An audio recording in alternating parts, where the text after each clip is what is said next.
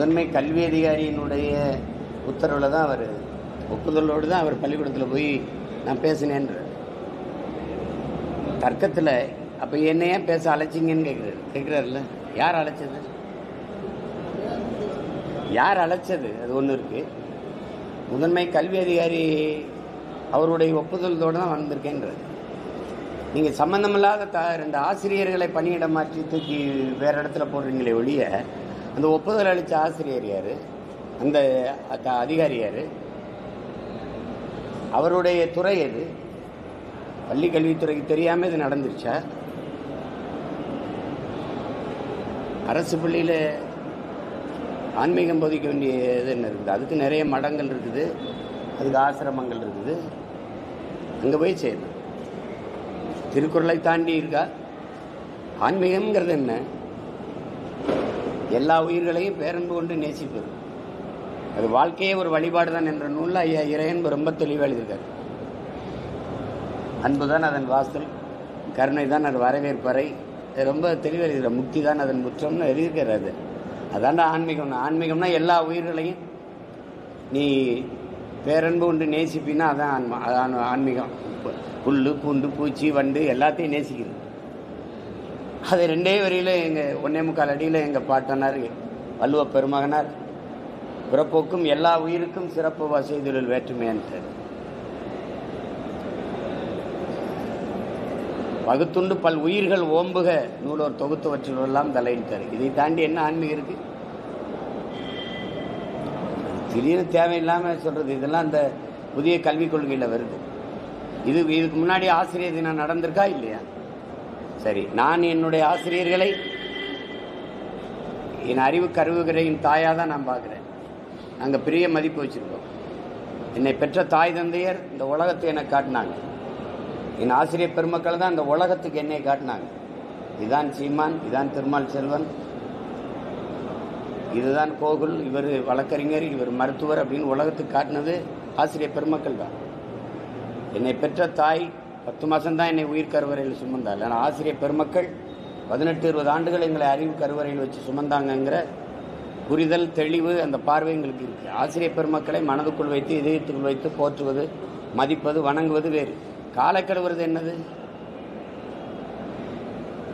காலை கழுவுகிற வழிபாடு எங்கிருந்து வருது? யார்கிட்ட இருந்து வருது? இதெல்லாம் கோட்பாடு யாருது? இதில் யாரோடைய? இதெல்லாம் RSS பிஜேபி விடுது. அது எப்படி உள்ள வந்துச்சு? அது யாருக்கும் தெரியாமல் வந்துடுச்சா? இதுவரைக்கும் இல்லாத பிரச்சனை அரசு பள்ளியில் ஆன்மீக போதனை எதுக்கு வருது? தெரிஞ்சிருச்சு வெளியில். தெரியலன்னு என்ன பண்ணியிருப்பீங்க? அது தொடர்ந்து தான் இருந்திருக்கும். அது ஏன் அவரை சரி விஷ்ணு மகாவிஷ்ணு அவர்களை வானூர்தி நிலையத்துக்குள்ளே போய் ஒரு பயங்கரவாதி போல் ஒரு கொடுஞ்செயல் செய்தது போல் அவரை போய் பிடிச்சி கைது பண்ணி அதை ஒரு செய்தியை நீங்கள் வேறு செய்தியை மறைக்க இந்த செய்தியை பெருசாக்குறீங்க. அதான் உண்மையிலும் உண்மை அதுதான். அப்போ நீங்கள் இதை எதுக்கு இவ்வளோ பெருசு பண்ணுறீங்க? உண்மையிலே அவர் பாட்டுக்கு அவர் வேற எங்கேயோ அவர் ஆன்மீக சொற்பொழிவோ வழிபாடோ யோகா பயிற்சியோ கொடுத்துருந்துருப்பார். நீங்கள் பள்ளிக்கூடத்துக்குள்ளே போக அனுமதிச்சது யாரோட அனுமதி இல்லாமல் நான் போய் இப்போ நானே ஒரு கல்லூரியில் போய் பேசுகிறேன்னா அந்த கல்லூரி என்னை அழைக்காமல் என்னை யாரும் கூப்பிடாமல் நானாக போய் பேச முடியுமா? இல்லை பேசிடுவேன்னா? அப்போ அந்த அளவுக்கு தான் பள்ளி மேலாண்மை இருக்குதா? கல்வித்துறை இருக்குதா? அதை சொல்லுங்கள். நீங்கள் தெரியாதுன்னு சொல்கிறதுக்கு ஒரு நிர்வாகம் இருக்குங்க. இங்கே இருந்து நான் யாரோட பேசுகிறேன்னு பதிவு பண்ண தெரியுது. அலைபேசியில் இருக்கிற எத்தனை 3-4 வருஷத்துக்கு முன்னாடி உள்ளதெல்லாம் எடுத்து வெளியிட தெரியுது. அவ்வளவு பொறுப்பு இருக்குது உங்களுக்கு. இதை கண்டுபிடிக்க தெரியாது.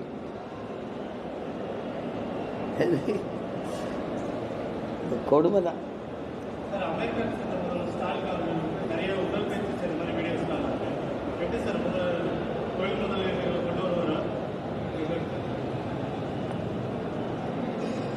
உடற்பயிற்சி செய்கிறது அது ஒவ்வொருத்தருடைய நலன்கள். அது ஐயா நல்லா உடற்பயிற்சி செய்கிறார், சைக்கிள் மிதிவண்டியெலாம் ஓட்டுறாருங்கிறது, அவர் உடல் நலத்தோடு இருக்கிறாருங்கிறது எனக்கு மகிழ்ச்சி. முதலீடு கொண்டு வர்றதுங்கிறதுல எங்களுக்கு வேறு கொள்கை நிலைப்பாடு இருக்குது. எனக்கு தெரிஞ்ச ஒரு 1/4 நூற்றாண்டாக இந்த முதலீடு கொண்டு வர்ற இந்த சடங்கு நடக்குது, இந்த வேடிக்கை நடக்குது. 2 லட்சம் முதலீடு கொண்டு வந்துருக்கோம். முதலீட்டாளர்கள் மாநாடு இங்கே நடந்திருக்கு, வெளிநாடுகளில் போய் நடக்குது. இதனால தான் நாங்கள் முதலமைச்சர் ஆல் இந்திய புரோக்கர், பிரதமர் இந்த இன்டர்நேஷ்னல் புரோக்கர்னு நான் சொல்கிறது காரணம் தான். இப்போ இவங்களும் இன்டர்நேஷ்னல் புரோக்கராக மாறிட்டு இருக்காங்க.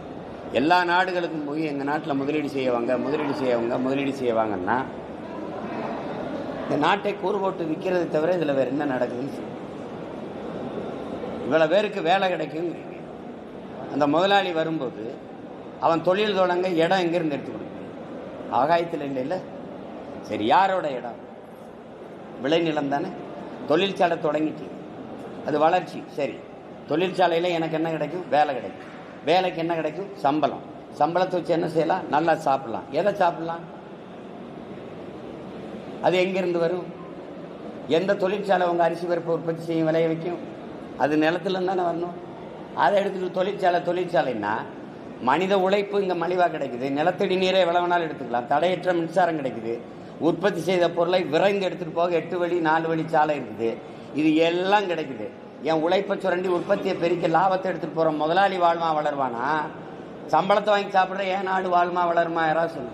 அறிவார்ந்த பெருமக்கள் சொல்லு. பொருளாதார மேதைகள் சொல்லு. அன்னைக்கு ஒருத்தனுக்கு அடிமையாக இருந்துச்சு இங்கிலாந்துக்கு. அதை விரட்ட போராடினது சுதந்திர போராட்டம். கப்பலில் வர்த்தகம் செய்ய வந்தான். அன்னைக்கு 400 ஆண்டு அடிமையாக இருந்துச்சு. இப்போ விடுதலை பெற்றுட்டு வானூர்தியில் வர்த்தகம் செய்வார்னா வான்னு கூட்டிகிட்டு வர்றது.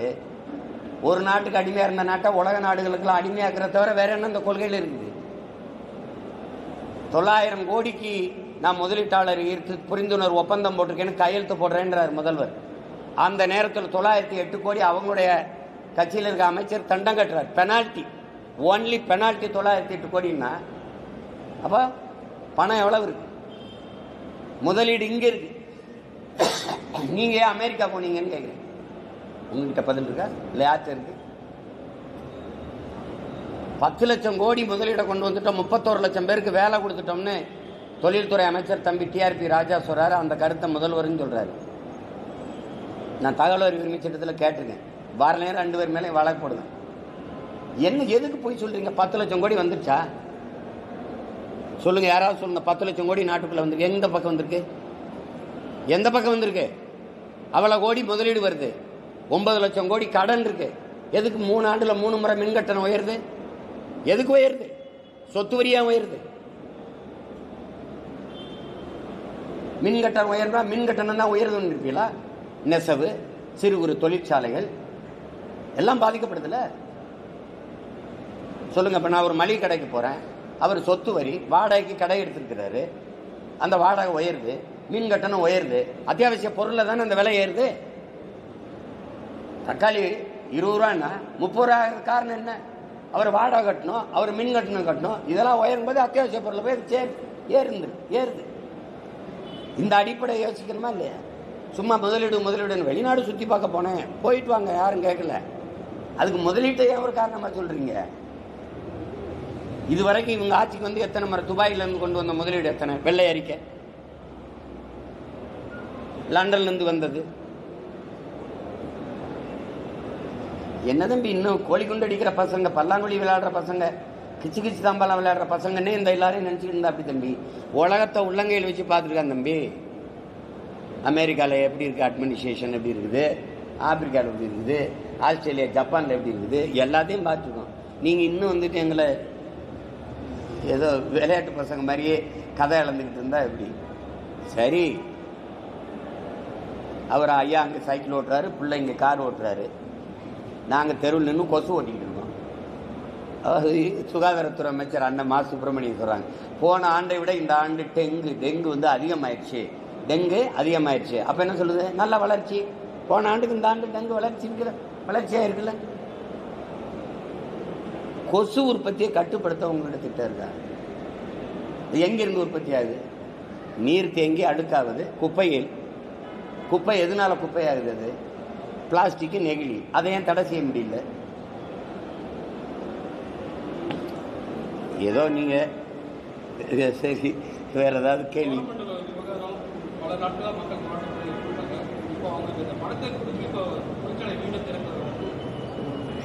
என்னதுங்க?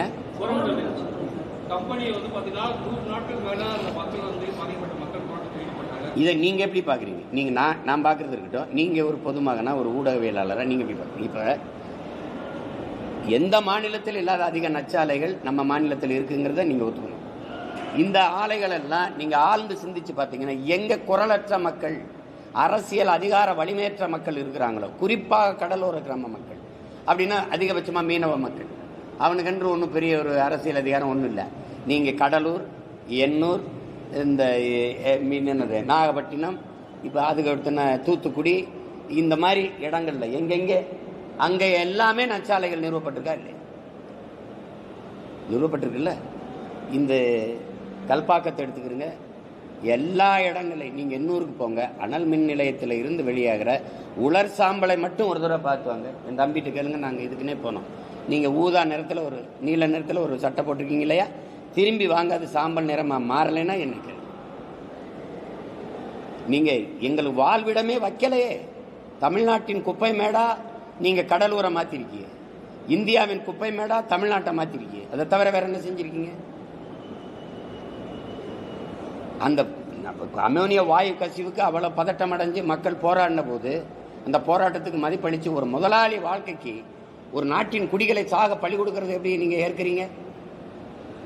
10,000 ரூபாய் கொடுத்துட்டா ஒரு மனித உயிரின் மதிப்பு 10,000 ரூபா தானா?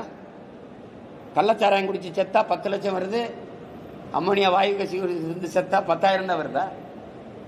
போராடுற மக்களை அவங்க வறுமையை பயன்படுத்தி விலை கொடுத்து வாங்கி அந்த போராட்டத்திலிருந்து அப்புறப்படுத்துறது எப்படி ஆட்சின்னு நினைப்பீங்க? மக்களின் நலன்கிறது அது. அவருடைய பாதுகாப்பான வாழ்க்கை பற்றி கவலைப்படாத அதிகாரங்களை எப்படி நீங்கள் எடுத்துக்கிறீங்க? அது முதலாளிகளின் லாப தேவைக்கு வேலை செய்கிற ஒரு என்ன சொல்றது தரகு கூலிகளாக தான் நம்ம பார்க்கணும். அதை இலங்கை கடற்கரை வந்து தமிழர்கள் தொடர்ந்து கைது பண்றாங்க, தொடர்ந்து கைது பண்ணிருக்காங்க, தொடர்ந்து போயிட்டே தான் இருக்கு. மத்திய அரசு